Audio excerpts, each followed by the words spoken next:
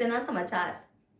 જાંબુઘોડા ખાતે ધોરણ 10 અને 12 બોર્ડની પરીક્ષાના વિદ્યાર્થીઓને મયંક કુમાર દેસાઈએ પેન ચોકલેટ આપી પ્રોત્સાહિત કર્યા।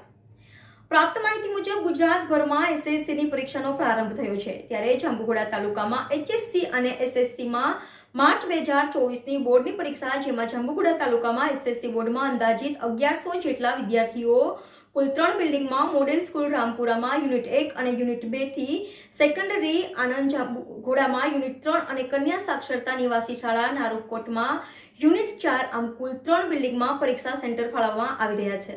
જ્યારે એચએસસી બોર્ડમાં મોડેલ સ્કૂલ રામપુરા યુનિટ 1 અને યુનિટ 2માં અંદાજે 500 જેટલા વિદ્યાર્થીઓ પરીક્ષા આપી રહ્યા છે।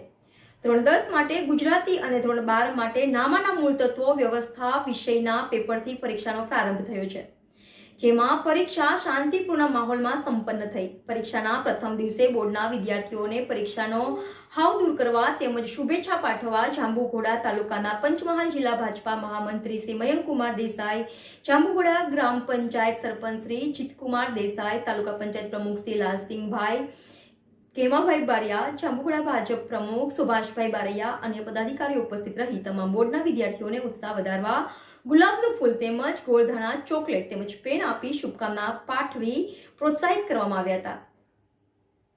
NN news Jambughoda.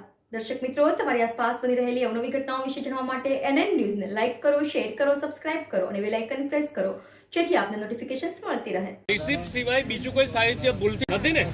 બસ તો આજે તમને આ શુભેચ્છા પાઠવવા માટે મહેમાનશ્રીઓ ઉપસ્થિત છે અને બધાને બેસ્ટ ઓફ લક આજની પરીક્ષા માટે। અને કંઈક જો ભૂલથી આવી ગયું હોય તો પ્રાયશ્ચિત પેટી છે, બાકી ફૂલ